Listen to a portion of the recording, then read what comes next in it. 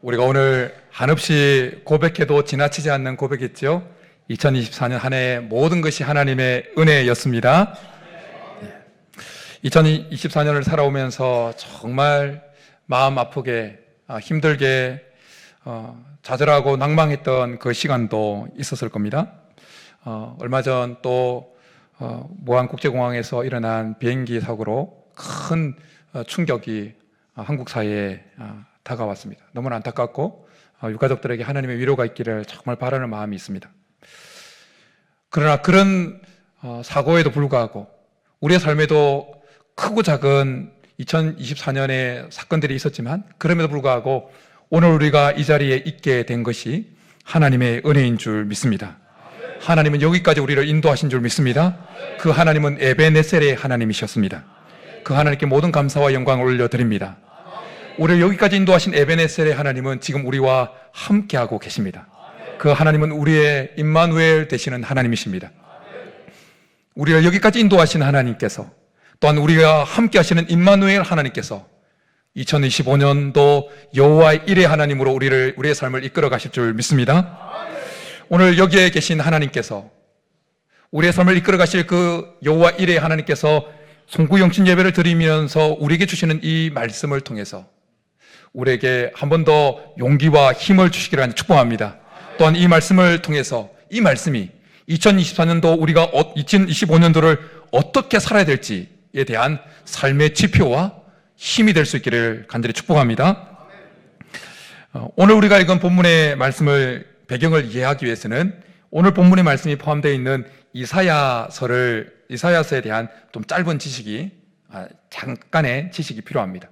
이사야서는 총 몇 장으로 구성되어 있습니까? 아주 3927에서 66권으로 되어 있죠. 성경 정권처럼 똑같이 66장으로 되어 있습니다. 근데 이 66장은 크게 세 부로 나눠져 있어요.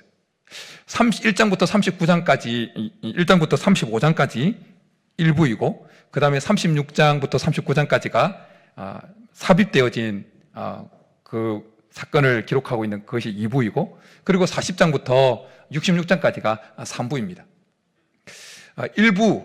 1장부터 35장까지는 이사야가 살았던 당시, 활동하던 그 당시, 특별히 또 이사야가 활동하던 그 초기 시기인 BC 740년부터 701년경 사이에 배경을 하고 있어요. 그러니까 아수르가 세계를 장악하고 있던 시대를 배경하고 있습니다. 그런가 하면 제2부인 36장부터 39장까지는 히스기야 왕 시대 때 일어났던 세 가지 큰 사건을 다루고 있습니다. 그리고 40장부터 66장까지는 이사야 시대보다 한참 후인, 약 100년 후인 바벨론의 포로로 끌려갔던 그 시대와 그리고 바벨론 포로에서 돌아오는 그 시대를 배경으로 하고 있습니다. 그러니까 오늘 우리가 함께 보고 있는 이 본문은 이사야가 거의 하나님의 은혜로, 하나님의 감동하심으로 거의 100년 넘는 그 시대 이후에 일어날 사건을 미리 보고 예언을 하고 있는 겁니다. 그런데 오늘 40장부터 예언을 쭉 보면 현재처럼 하나님께서 예언을 이사야를 통해서 예언하고 있어요. 왜냐하면 우리 인간에게는 시간이 과거도 있고 현재도 있고 미래도 있지만 하나님에게서 시간은 항상 현재입니다. 항상 현재예요. 이해가 잘 안 되죠. 우리는 3차원에 살고 있기 때문에 3차원의 생각으로 4차원, 5차원 우리의 차원을 초월하신 그 하나님의 시간을 이해한다는 것이 쉽지 않지만 그러나 한 가지 확실한 것은 하나님에게 있어서 시간은 항상 현재라는 거예요. 그래서 하나님은 현재처럼 마치 이사야 선지자가 살았던 것보다 100년 훨씬 이후의 일임에도 불구하고 현재처럼 말씀하고 있는 겁니다. 그러니까 오늘 말씀을 볼 때 그 배경이 그냥 이스라엘 백성들이 이 바벨론 땅에서 포로 생활하고 있는 그 배경으로 이 말씀이 주어지고 있다는 것을 생각하시면 됩니다. 그래서 그 배경, 그 시대의 배경으로 하고 있는 이사야 40장 1절은 하나님께서 이렇게 말씀을 하시면서 시작합니다. 너희 하나님이 이르시되 너희는 위로하라, 내 백성을 위로하라. 40장부터 66장까지는 하나님께서 이스라엘 백성들이 하나님께 징계를 받아서 바벨론 포로로 끌려갔음에도 불구하고 결국 그들에게 내렸던 징계를 거두시고 그들을 돌아오게 하시겠다고 하는 그 축복의 희망의 메시지가 담겨 있는 거예요. 그래서 오늘 우리가 읽은 본문 1절에도 일어나라 빛을 발하라 이는 내 빛이 이르렀고 여호와의 영광이 내 위에 임하였음이니라 라고 말씀합니다. 바벨론 땅에 포로로 끌려가서 그곳에서 포로 생활하고 있던 그들에게 그들을 포로에서 돌아오게 하시려고 하는 그 마음을 품고 계셨던 하나님께서 그들에게 요구하시는 첫 번째 요구 사항이 뭡니까? 일어나라는 것입니다. 일어나라는 것이에요. 그들은 왜 그들에게 일어나라고 말씀하셨을까요? 왜 그들에게 일어나라고 말씀하셨을까요? 왜냐하면 그들은 포로 생활하면서 해방될 수 없을 것 같은 그 절망적인 상황 앞에서 그냥 주저앉아 하루하루를 살아가고 있었기 때문이었다는 겁니다. 이사야 선지자가 살아있는 그 당시에는 바벨론이 그렇게 강성한 나라가 아니었습니다. 그러나 한참 후인 그 100년 넘는 이후의 시간에 얘는 바벨론이 어느 나라도 범접할 수 없는 정말 초강대국이 되어집니다. 그렇기에 그 초강대국의 포로로 끌려가서 그 나라에서 포로 생활을 한다는 것은 영영 포로로 살아야만 한다는 것을 의미했습니다. 그 나라에서 해방될 수 있고 고국으로 돌아갈 수 있다는 것은 상상할 수 없는 일이었습니다. 그래서 나중에 시편 126편에 보면 하나님의 은혜로 다시 고국으로 돌아오게 되어진 이스라엘 백성들이 어떤 감격을 가지고 어떤 감정을 느꼈는지 이렇게 고백하고 있습니다. 여호와께서 시온의 포로를 돌려보내실 때에 우리는 꿈꾸는 것 같았도다. 그렇게 표현합니다. 그러니까 이스라엘 백성들이 바벨론 땅에서 포로 생활할 때 그들의 마음이 얼마나 절망적이었는지, 그들의 삶에 얼마나 좌절감으로 꽉 차 있었는지를 알게 되어집니다. 그런 그들에게 하나님 이사야 40장부터 계속해서 니네들 고국으로 돌려보낼 거야, 돌아오게 할 거야, 계속해서 예언해 주고 있다는 겁니다. 그리고 오늘 본문에서는 먼저 그들에게 일어나라고 강력하게 명령하고 있습니다. 일어나라고 하는 히브리어는 쿰이라는 뜻이에요. 쿰이라는 단어입니다. 쿰. 어디서 많이 들어본 단어 같지 않습니까? 쿰. 예. 이것은 문자적으로 보면 앉은 자리에서 힘있게 벌떡 일어나는 것을 동작을 가리키는 그런 동사입니다. 그런데 이 쿰이라고 하는 히브리어가 창세기에서나 출애굽기에서 어떤 목적을 가지고 힘있게 일어나는 것을 가리키는 용례로도 사용되어졌어요. 그래서 창세기 35장에 보면 바단 아람에서 20년 생활을 하다가 고향으로 돌아오던 야곱이 세겜이라는 지역에 머물죠. 그리고 그곳에서 자기의 하나뿐인 딸 디나가 세겜 족장에게 강간을 당하게 되어집니다. 이 사실에 분노해서 야곱의 두 아들이 거짓말을 해서 복수극을 펼칩니다. 그래서 세겜의 남자들을 다 죽여버려요. 그런데 그 당시의 족속들은 다 어떤 체계를 가지고 있었기 때문에 이 소문은 금방 연합하고 있는 주위 족속들에게 퍼쳐졌고, 야곱은 이 사실을 너무 알았기 때문에 이제 가족이 몰살당할 수 있는 위기감을 느꼈습니다. 두려움에 떨고 있었습니다. 그때 하나님께서 야곱에게 나타나서 이렇게 말씀합니다. 일어나서 베델로 올라가라. 이때 일어나라고 말씀하는 이 동사가 바로 쿰이라는 히브리어가 사용되어졌습니다. 하나님께서 오늘 본문에서도 이스라엘 백성들에게 포로 생활에서 해방될 수 있는 그 희망이 전혀 없어서 주저앉아 있는 그들에게 쿰이라고 말씀하시는 거예요. 일어나라고 말씀하시는 것입니다. 그리고 우리에게 동일하게 쿰이라고 말씀해 주고 있습니다. 바벨론에서 생활하고 있던 포로 생활하던 이스라엘 백성들에게 단호하게 결단하고 일어나라고 말씀하시는 하나님께서 2024년도를 이제 뒤로 하고 2025년도를 향해 나아가는 우리들에게 일어나라고 쿰이라고 말씀하고 있다는 것입니다. 이 쿰은 하나님께서 우리에게 단순 육체적으로 일어나라는 의미가 아니라는 걸 아시겠죠? 이건 영적으로 각오하고 결단하고 일어나라는 의미입니다. 쿰이라는 단어를 어디서 많이 들어보셨다고 제가 말씀드렸는데, 예수님께서 죽은 소녀에게 뭐라고 말씀합니까? 달리다 쿰이라고 말씀하죠. 그때 달리다 쿰이라고 할 때 그 달리다 쿰이 바로 쿰이 히브리어 굼이라는 뜻이에요. 예수님께서 죽어 있는 그 소녀에게 달리다 쿰 했을 때 소년이 죽으면서 벌떡 일어났던 것처럼 하나님은 우리에게 쿰이라고 말씀하시면서 벌떡 일어나기를 원하신다는 것입니다.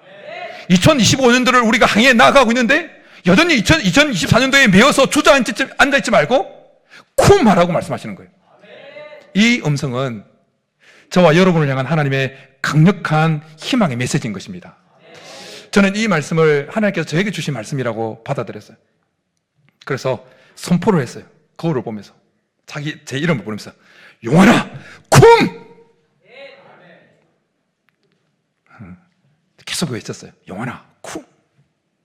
마음이 주저앉으려고 할 때마다 하나님께서 계속해서 이걸 선포하게 만들었어요. 용환아 쿰! 오늘 이 시간 한번 자기 이름을 넣어서 한번 따라해 보겠습니다. 누구야 해서 자기 이름을 넣어서 쿰이라고 한번 외치는 것을 하나 둘 셋 하면 하겠습니다. 하나 둘 셋. 할렐루야. 막 쿰짜 이거. 여러분, 하나님은 우리가 정말 일어나기를 원하십니다. 예수님께서 소녀에게 달리다 쿰이라고 명령하셨을 때 그 명령에 죽어 있는 그 소녀가 그 말씀에 반응해서 벌떡 일어났던 것처럼 하나님께서 오늘 우리에게 쿰이라고 명령하십니다. 그리고 그 말씀이 오늘 우리에게 능력으로 역사해 주시기를 하는 축복합니다. 그래서 우리가 2024년도를 살아오면서 우리로 하여금 주저앉게 만들었던 그 모든 상황으로서부터 이 쿰이라고 하는 이 말씀이 우리 속에 능력이 되어서 그 능력으로 일어날 수 있기를 간절히 축복합니다. 나사로가 죽어서 무덤에 묻혔을 때 예수님께서 무덤 앞에 오셔서 나사로야 나오너라 라고 명령하셨을 때 나사로가 벌떡 죽음에서 일어나서 나왔던 것처럼 그 무덤 문을 열고 박차고 나왔던 것처럼 오늘 하나님께서 우리에게 쿰이라고 말씀하시는 이 말씀이 우리의 삶에 동일하게 생명의 역사를 가져와 주시기를 간절히 축복합니다. 여러분, 사람들은 일반적으로 어떤 상태에 오랫동안 있게 되어지면 그 상태에 익숙해져 버립니다. 익숙해져 버려요. 그것에 대해서 이상함을 느끼지 못합니다. 그래서 주저앉아 있게 되어지면 그것이 처음에는 이상하다가도 그것이 마치 당연한 것처럼 그것이 정상인 것처럼 여기게 되어진다는 거예요. 우리가 2024년도를 살아오면서 무슨 큰 충격을 받거나 어려움을 당해서 털썩 주저앉아 버린 경우가 있을 수 있습니다. 큰 질병을 만나서 내가 원치 않은 그 방지턱을 만나서 혹은 큰 어려움을 만나서 실패를 경험해서 내 뜻대로 되지 않는 상황을 만나서 툭 내 마음이 주저앉아 버린 경우가 있어요. 그런데 그 시간이 쭉 계속 지속되어지면서 어느 순간 그 상태가 마치 내가 정상인 것처럼 내 몸이 그렇게 기억해 버린다는 거예요. 내 생각이, 내 지금 몸이 세포가 그렇게 기억해 버린다는 거예요. 그런 우리를 향해서 하나님께서 말씀하시는 거예요. 쿰이라고 말씀하는 거예요. 우리 이름을 부르시면서 용환아 쿰이라고 말씀하시는 거예요. 여러분의 이름을 부르시면서 하나님이 누구야 쿰 이렇게 말씀하시는 거예요.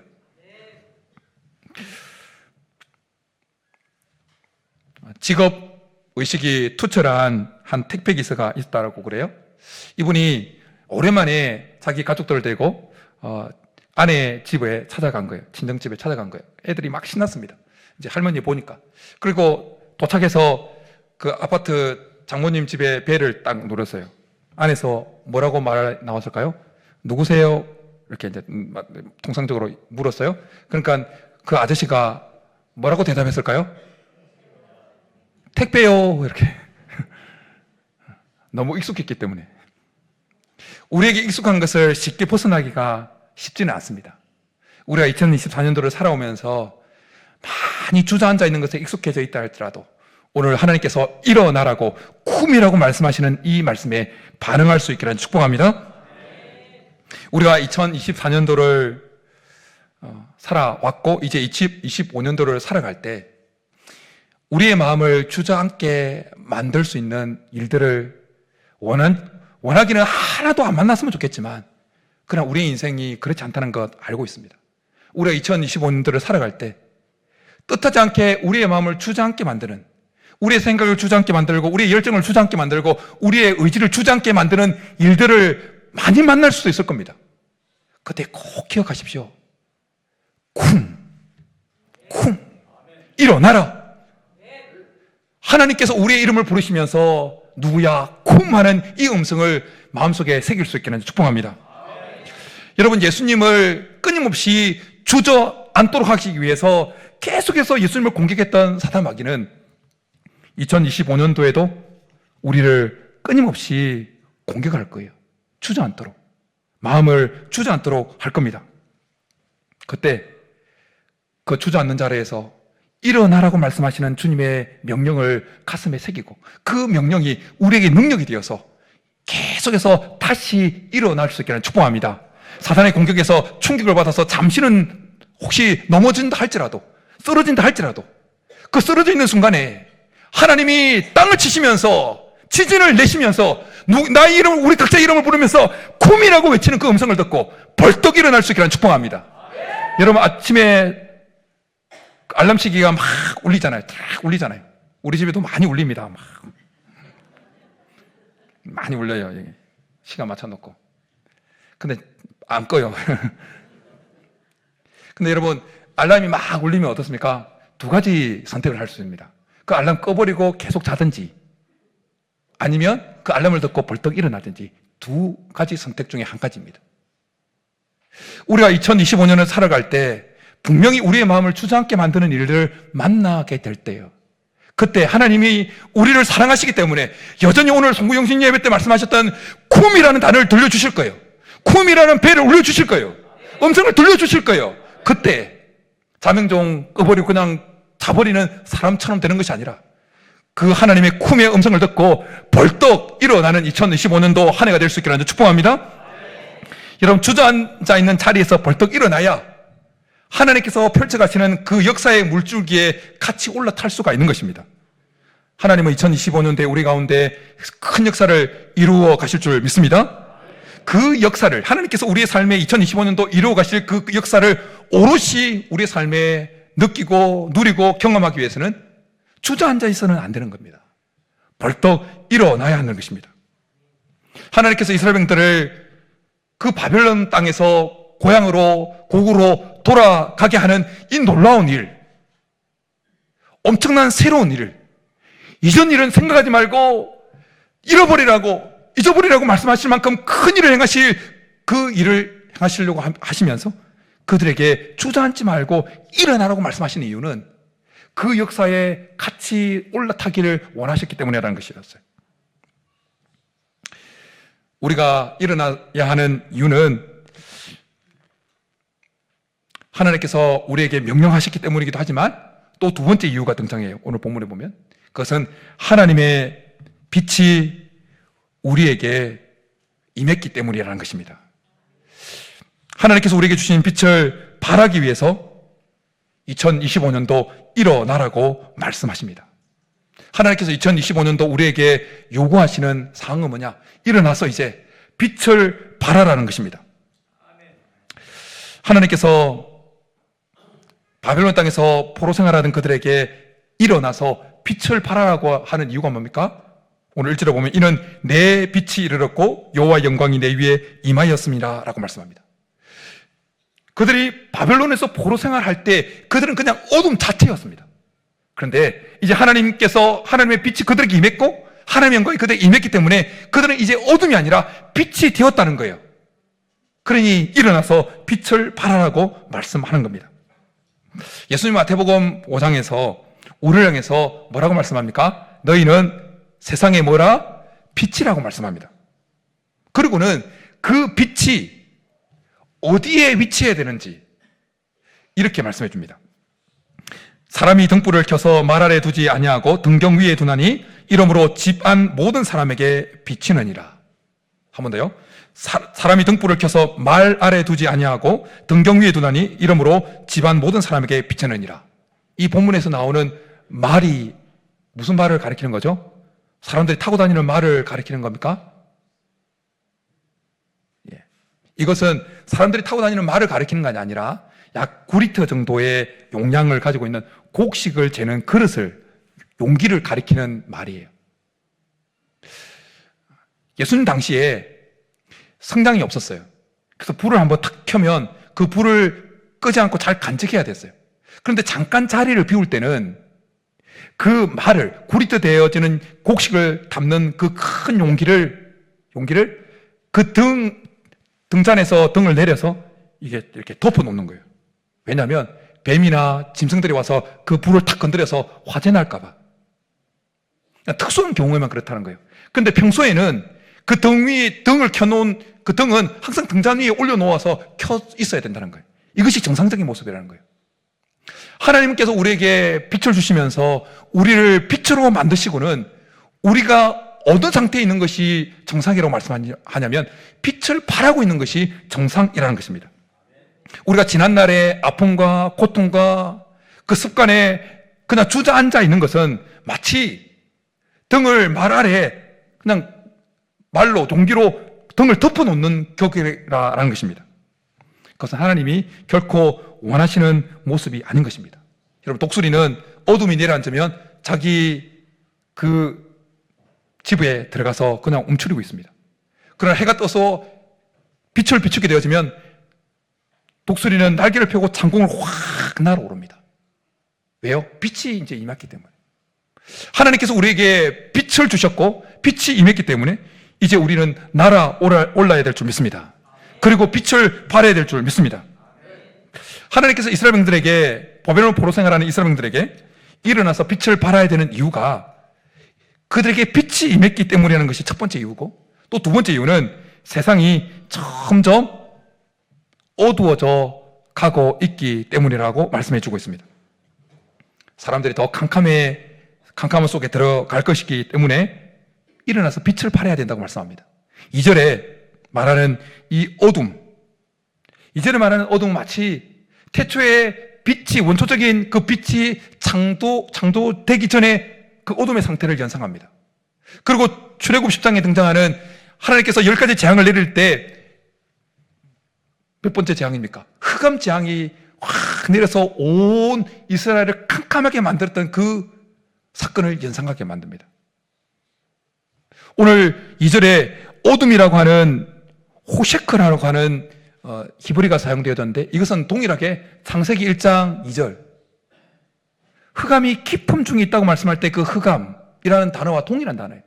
그리고 창세기 출애굽 10장에 등장하는 그 흑암 재앙에 내렸을 때 그 흑암과 똑같은 단어가 사용되어졌어요. 여러분, 태초에 하나님께 천지를 창조하시기 전 흑암, 이 빛을 창조하시기 전에 그 흑암의 상태는 어떤 상태였습니까? 정말 칠흑 같은 어둠, 칠흑 같은 혼돈하고 공허함이 있었어요. 애굽 땅의 10가지 재앙 가운데 흑암 재앙이 내렸을 때 그 상태가 어땠습니까? 좌충우돌했습니다. 앞길이 안 보였어요. 그러니 세상이 말세를 향해 가면 갈수록 짙어지는 그 어둠은 어떤 어둠이냐? 창세 전에 하나님께서 빛을 창조하시기 전에 그 흑암 상태가 되어진다는 거예요. 하나님께서 10가지 재앙을 내리실 때 그 흑암 재앙과 같은 상태로 점점 흘러가게 되어진다는 거예요. 그러기에 하나님께서 우리에게 일어나서 빛을 비추라고 말씀하시는 겁니다. 어둠은 결코 빛을 이길 수 없습니다. 어둠을 몰아내는 방법은 다른 방법이 아니에요. 빛을 발하면 되는 겁니다. 하나님께서 우리에게 말씀하신 그 말씀, 쿰이라는 단어대로 우리가 일어나면, 일어나서 빛을 발하게 되어지면 어둠은 물러가게 될 줄 믿습니다. 캄캄한 밤에 불을 탁 켜면 어떻습니까? 금방 어둠은 물러가게 되어지는 겁니다. 새벽은 어둡지만 해가 떠오르면 순식간에 어둠은 사라지는 것입니다. 그러면 천지 만물의 생동감이 감돌아요. 마찬가지로 빛이 밀려오는 순간, 빛을 비추는 순간 하나님의 그 생기가 우리 가운데 밀려오게 될 줄 믿습니다. 빛을 비추는 순간 무대 조명에 캄캄할 때는 아무리 유능한 배우가 있다 할지라도 그 배우의 손동작이 안 보입니다. 그러나 조명이 탁 들어오는 순간 그 배우의 동작이며 관객과 주고받을 수 있는 그 상황들이 펼쳐집니다. 마찬가지입니다. 하나님의 빛이 우리 가운데 임하고 빛이 발산되어주는 순간 하나님의 역사를 우리는 경험하게 될 줄 믿습니다. 예수님께서 예수님을 믿는 우리들에게 너희는 세상의 빛이라고 말씀하시기 전에 예수님이 먼저 나는 세상의 빛이다 라고 말씀하셨어요. 그래서 예수님께서 그 빛 대신 예수님께서 갈릴리에서 사역을 시작하심으로 인해서 그 갈릴리 지역에 어떤 은혜를 받았는지 이렇게 말씀해 주고 있습니다. 흑암에 앉은 백성이 큰 빛을 보았고 사망의 땅과 그늘에 앉은 자들에게 빛이 비추어졌도다. 예수님의 그 빛이 우리에게 임한 줄 믿습니다. 그래서 우리는 빛의 자녀가 되어진 것입니다. 그런데 오늘 본문을 잘 보면 1절을 한 번 더 보십시오. 좀 이상한 것이 있습니다. 말씀을 묵상하다가 좀 처음에 이해가 안 되는 부분이 있었어요. 보십시오. 1절.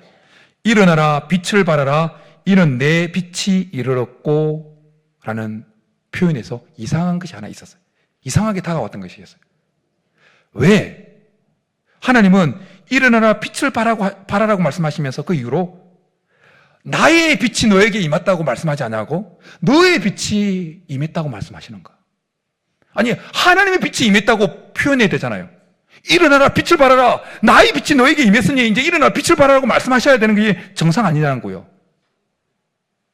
정말 이상하게 느끼십니까? 일어나라 빛을 발하라 이는 너의 빛이 임했다고 말해요. 아니, 네가 무슨 빛이 있다고? 왜 하나님은 나의 빛이 너에게 이르렀다고 말씀하지 않냐고? 너의 빛, 내 빛이 너에게 이르렀다고 우리에게 임했다고 말씀할까요?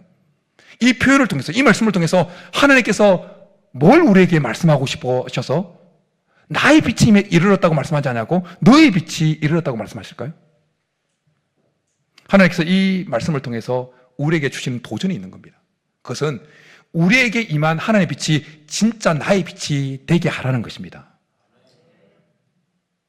하나님의 빛이 우리에게 임한 그 하나님의 빛이 진짜 나의 빛이 되게 하라는 것입니다. 우리에게 임한 하나님의 빛이 진짜 나의 빛이 되어야 우리가 세상을 향해서 빛을 발할 수 있게 되어진다는 것입니다. 우리에게 임한 하나님의 빛이 진짜 나의 빛이 되기 위해서 빛이 되어지는 과정에서 필요한 것이 있는데 그것이 뭐냐면 바로 믿음과 순종입니다. 하나님께서 말씀의 빛으로 우리에게 다가오셔서 우리를 비춰줄 때 우리 속에 드러나는 그 온갖 더러운 것들, 온전하지 못한 것들, 그런 것들을 주님 앞에 내어놓고 하나님께서 말씀의 빛으로 우리를 비추시는 그 부분에 대해서 말씀 앞에 순종하는 것이 필요하다는 겁니다. 순종하면서 우리 속에 있는 하나님께서 바꾸기를 원하는 부분을 바꾸셔야 내게 임한 하나님의 빛이 나의 빛이 되어지는 겁니다. 그러면 그때부터 빛을 비추는 사람이 될 수 있다는 것입니다. 여러분, 거친 강물은 스스로 빛을 발하지 못해요. 근데 광물을 연마해서 막 다듬고 하면 바짝바짝 빛이 납니다. 다이아몬드 그냥 빛나지 않습니다. 갈고 연마하면 빛을 납니다. 마찬가지로 하나님의 빛, 우리는 이미 하나님의 빛을 받은 자들이에요. 믿으십니까? 이미 하나님의 빛을 받은 자예요. 하나님의 영광이 우리에게 이미 임했습니다. 그런데 그냥 그 상태로 있어서는 우리가 빛을 발할 수가 없어요. 하나님의 빛이 나의 빛이 되어지는 그 과정, 그 시간, 그 몸부림, 마치 보석을 연마하는 것 같은 내 삶의 몸부림이 필요하다는 것입니다. 그 시간을 통해서 빚어질 때 우리는 하나님의 빛이 나의 빛이 되어지는 것을 경험하게 되어지고 그제서야 우리는 하나님께서 원하시는 빛을 발하는 삶을 살아갈 수 있게 되어진다는 것입니다.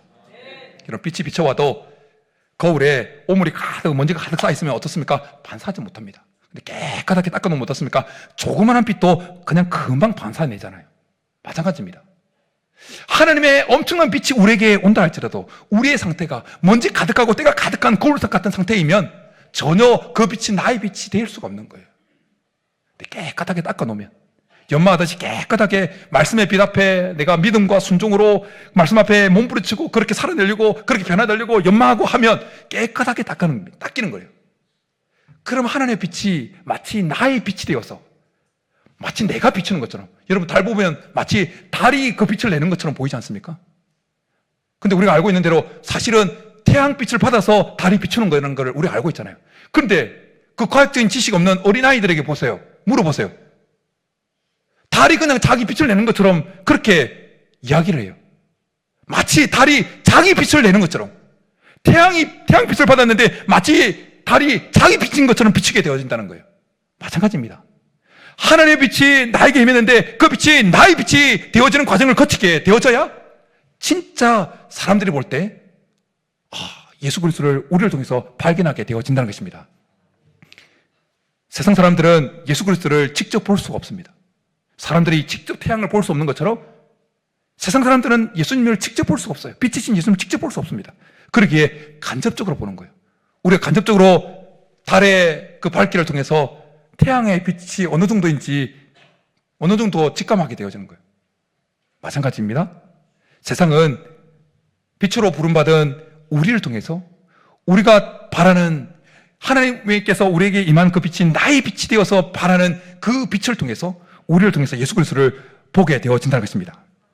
바라기는 우리 안에 비춰온 그 말씀의 빛 앞에 말씀과 이 믿음과 순종의 반응을 통해서 우리에게 임한 하나님의 빛이 정말 우리 각자의 진짜 빛이 될 수 있기를 축복합니다. 그래서 그 빛을 계속해서 비추어 갈 수 있기를 축복합니다.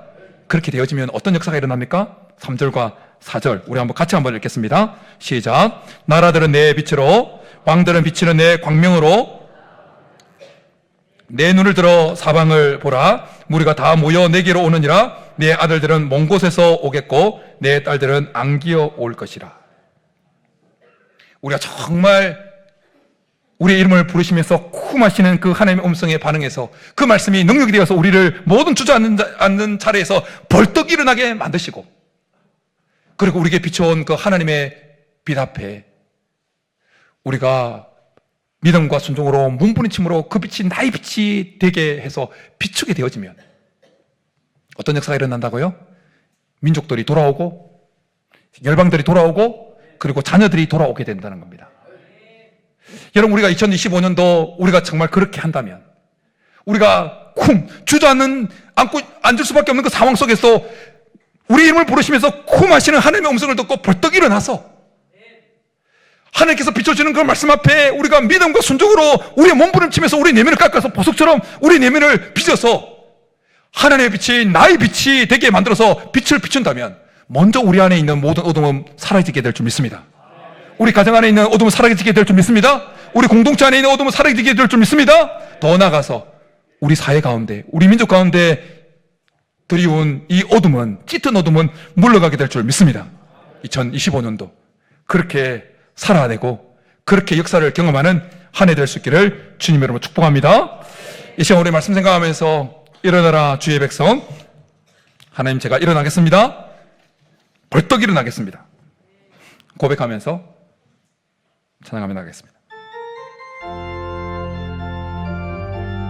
우리 박수 치며 찬양하겠습니다.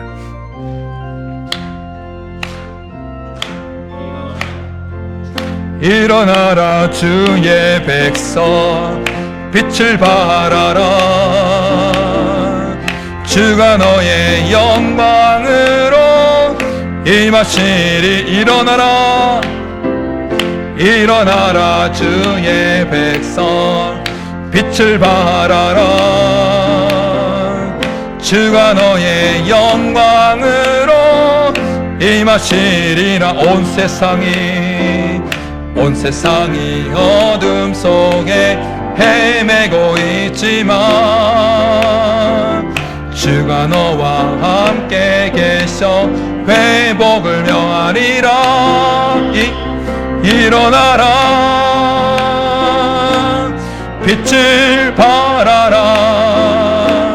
만 백성이 너의 빛을 보고 사방에서 나오네. 일어나라,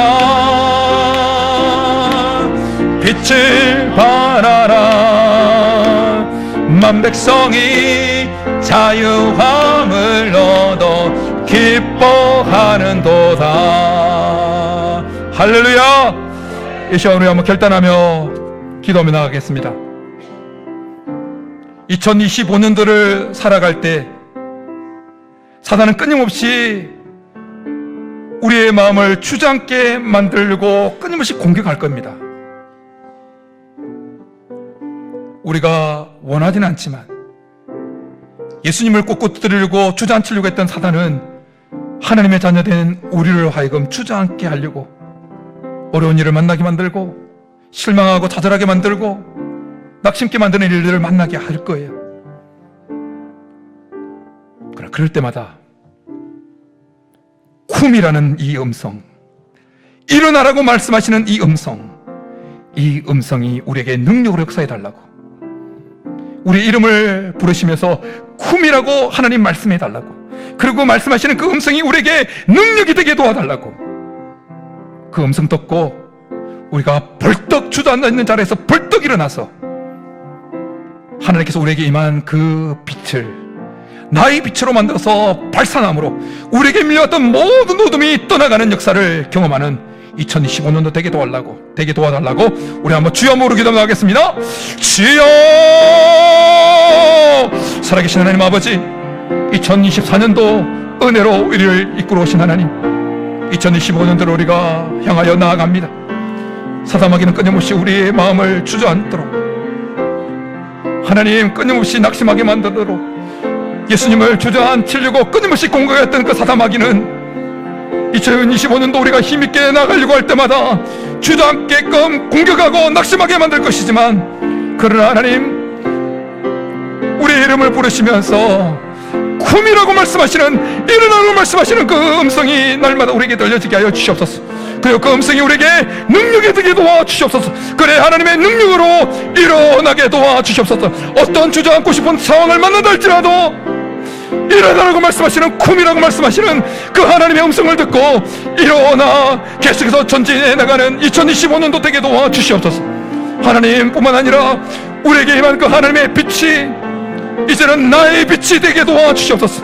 하나님 앞에, 말씀의 빛 앞에 몸부림치고 믿음과 순종으로 몸부림침으로 말미암아 우리에게 임한 그 하나님의 빛이 진정 나의 빛이 되어서 빛을 바람으로 민족을 살리고 가정을 살리고 이웃을 살리고 우리에게 다가온 모든 어둠이 한순간에 물러가게 하는 역사를 경험하는, 빛의 역사를 경험하는 우리 모두가 되게 도와주시옵소서. 하나님, 2025년도를 향하여 나아갑니다.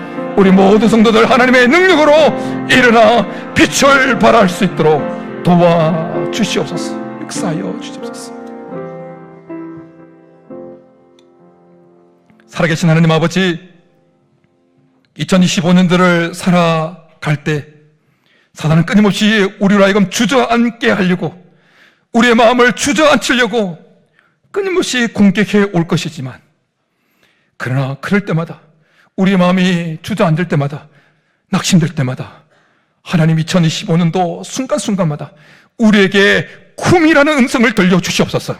일어나라고 말씀하시는 음성을 들려주시옵소서. 그리고 그 음성이 우리에게 능력이 되게 도와주시옵소서. 그 음성이 능력으로, 그 음성이 능력이 되어서 그 능력으로 어떤 순간에도 일어나서 빛을 발하게 도와주시옵소서. 우리에게 임한 하나님의 빛이 우리가 말씀 앞에 순종하고 믿음으로 반응하고 몸부림침으로 하나님의 빛이 나의 빛이 되어서 우리에게 다가온 모든 어둠이 한순간에 물러가는 것을 경험하게 도와주옵소서. 우리의 가정이 빛의 역사를 경험하게 하여 주시고, 우리의 공동체가 빛의 역사를 경험하게 하시고, 우리의 민족이 빛의 역사를 경험하게 도와주시옵소서. 그렇게 주실 줄 믿고 감사를 드리며 예수님의 이름으로 축복하며 기도드립니다. 아멘.